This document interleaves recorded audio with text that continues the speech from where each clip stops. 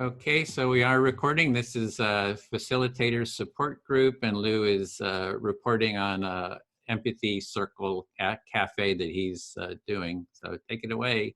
And anybody have a timekeeping, Bill, or somebody have a clock? Yep, thanks. Yeah, so I've been doing conversations in my hometown. I call them Petaluma Conversations. I partnered with a person who's been a community organizer, a community builder here for a very long time. So I kind of tapped into his network in terms of promoting it and getting people to come. And we were initially doing it in a cafe that he owns in town. And after about 3 or 4 months of that, we decided to move it to the library, which was a more central and more politically and socially neutral place than the cafe, with the hope of gathering a more diverse audience, because we were pretty much getting progressives and liberals there. And the purpose of our conversations are explicitly to help bridge social and political divides. That's the way we're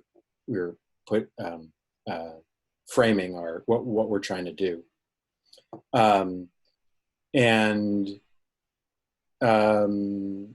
so we restarted. So we took a break for the summer. We had a series of conversations in the fall. We took a break for the new year, and then in February we started up again.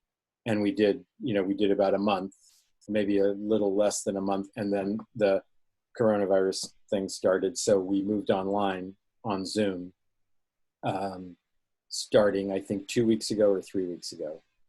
And that's been interesting. So people have come and participated on Zoom. And I've done a lot of empathy circle work on Zoom, a ton. So that wasn't that unusual for me, but it was unusual for people who were used to sitting face to face with each other. And, so some of the things I've learned, one is, I've been using Zoom for like 2 or 3 years. So I'm very used to using it and doing all kinds of work on it. So I know that you can do emotional work on Zoom and really connecting work on Zoom. And it was fun to see people's stereotypes about that breakdown, thinking that, oh, we can't do this kind of thing on Zoom. But something, now that all my stuff is on Zoom, the last, few weeks, I'm really missing physical contact, being present with people and being able to hug them and stuff like that. So it has made me more aware of the differences, and I am feeling the result of that. I think let's see, do I have anything new to report? So I would say, so this is mainly in the area of empathy circle facilitators. So I have recruited people to be empathy circle facilitators who I know, who are good communicators, and introduced them to the process, and then had them at least sit in one empathy circle with me. And if I didn't know them more than that. And then these people became part of a kind of cadre of people who I have on a list, who I email to let them know what's going on with the project. So they have a sense of being part of a group. And I have offered them support and some like additional training and stuff, some of them have taken me up on that, others not so much. I would like that to be a little bit stronger, to try to help create them as a group that is building capacity and has a desire to build capacity. One of the effects of the coronavirus thing is people are dropping out. So some facilities are saying, I can't do this now. I have family members to take care of and stuff like that. But I would say the other thing that I do when we have the conversations is I'm keeping my eyes and ears out for people who are very empathic and have good communication skills, and I recruit them as facilitators. Because one of the limits of being able to get lots of people is you gotta have enough people to facilitate the circles. Another strategy that I use for that also is to have a simpler process to follow, that reduces, that doesn't use reflection. It lets the reflection part of empathy circle drop out, which is that's a big compromise. But if I have a group, if I have too many people and I don't have facilitators, I'll allow a group to go off by themselves and just give them these simple rules, like, you know, everybody has to have a chance to speak once before anyone gets to speak a second time. And you can only, when it's your turn to speak, you can only speak for 2 minutes or 3 minutes, whatever we decide. And that provides some structure for people to limit their speaking and to make sure that there's mutuality in people being able to speak.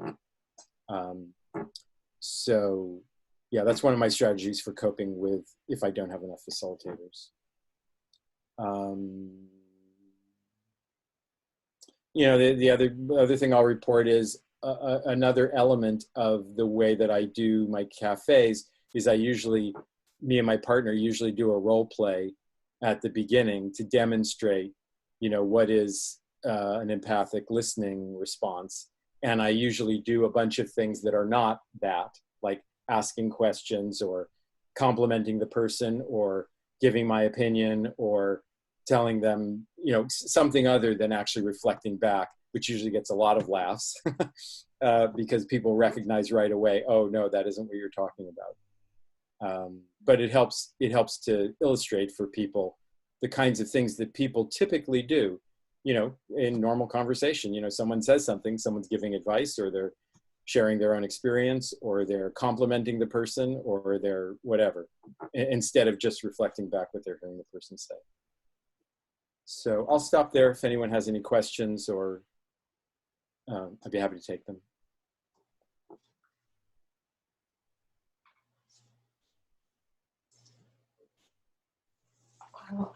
Oh, it looks like Anne is raising her finger. I have something to say too. Sure. Anne, So that so? I'm not seeing Anne. Oh, oh yeah. Okay, so yeah, Anne, go ahead. Do you have a question? Yeah, I was. Did you not think that if you'd asked them to do the actively listen and then to say what they'd understood and heard of what had been said was possible without having the facilitator in your groups when you had a lot of people? Did you try it? I didn't. So that's a good point.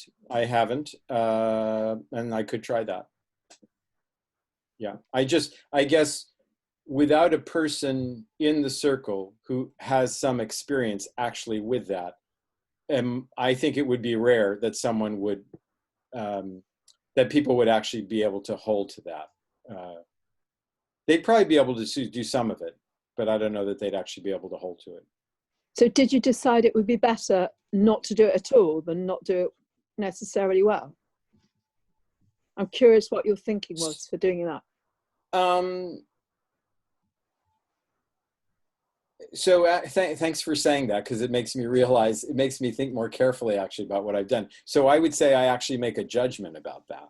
So if I think the group of people could do it, then I have them do the regular thing. It's really only when my judgment is my assessment of the people as I experience them, that I don't think they could do that, then I give them something simpler so that they don't have a bad experience.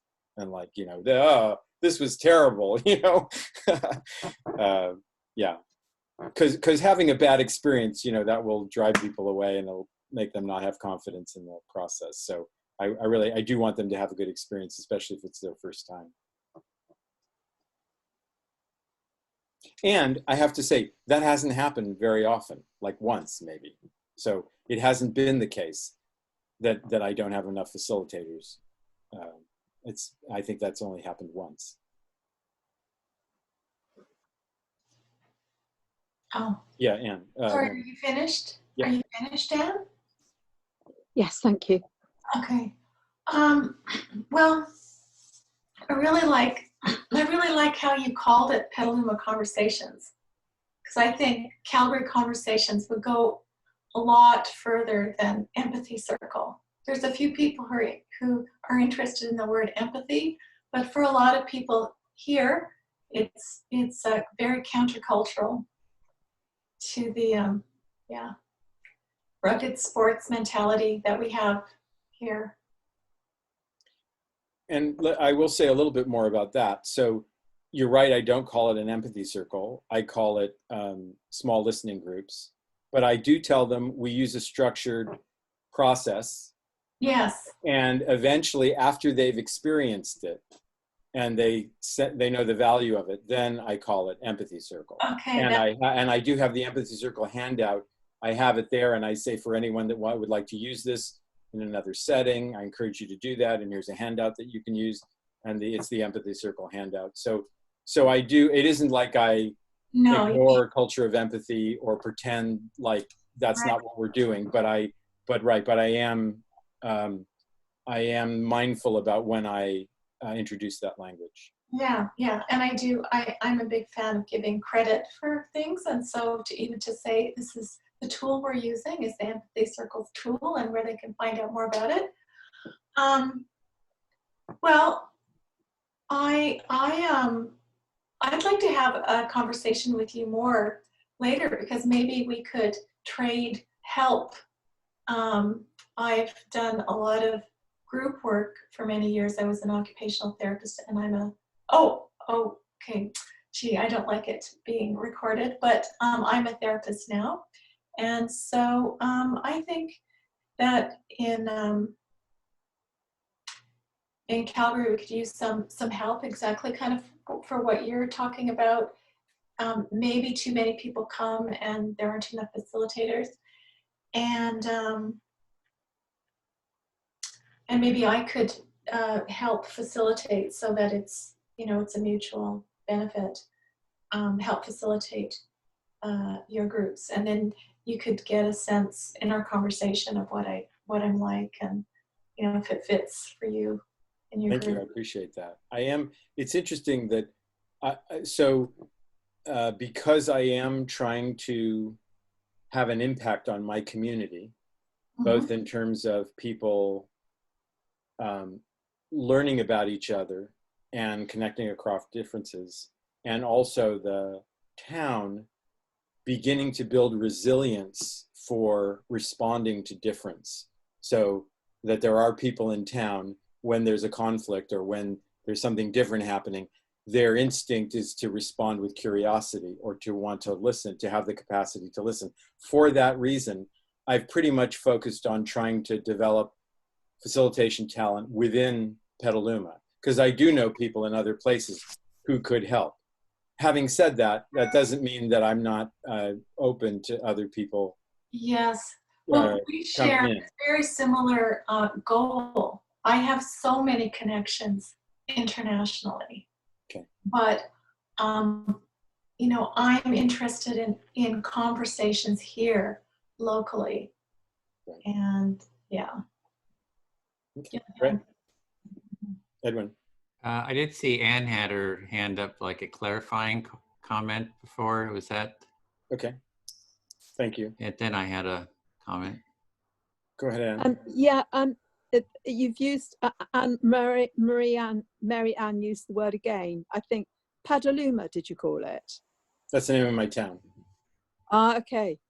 All right, thank you, that's all. I thought it was a name of, okay. Of a process or something, yeah.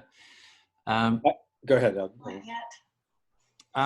Yeah, so are you showing them the videos? Like, now that it's online, are you saying, oh, check out these videos, here's the handout?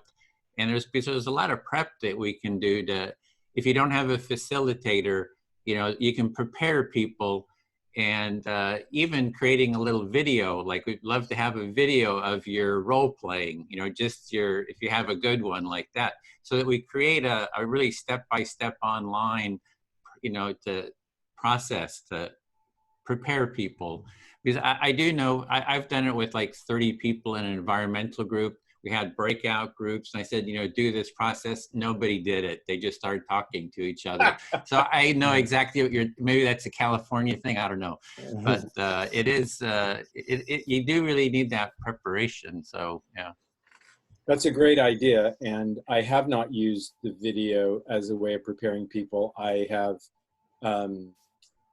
I just explain, you know, I talk to them, or my partner does. I have for the facilitators, so people, when I go to recruit them as facilitators, I do send them to a video, and I send them to, and I give them the handouts that I've created for the Facilitator's Guide as a way to introduce them to the idea of taking on the role of facilitation, and then we can talk about it. But so as prep, but I haven't, like the page, the online page where we promote Petaluma Conversations, we don't have links to like a sample empathy circle recording or a training, and that's something that is a, thank you for that suggestion, as something that I might do to help people prepare. Okay, well, I think that was the time. You feel complete with that? Yeah, I just want to make one more comment about conversations. So we call it Petaluma Conversations, and then I tell people, you know, we call this Petaluma Conversations, but what you're going to engage in isn't really a normal conversation, because what happens in normal conversation is the people who are kind of extroverted talk a lot, and the people who have very strong opinions about stuff talk a lot, and the people who are more introverted don't, they wind up not talking. So what happens in a normal conversation is a lot of people find that unsatisfying. And so we're providing this structure, and then talk about the empathy circle structure to try to create a different kind of conversation, hopefully one that's more satisfying. So that's the kind of framing that I put around the idea of having a conversation. Okay, great, thanks.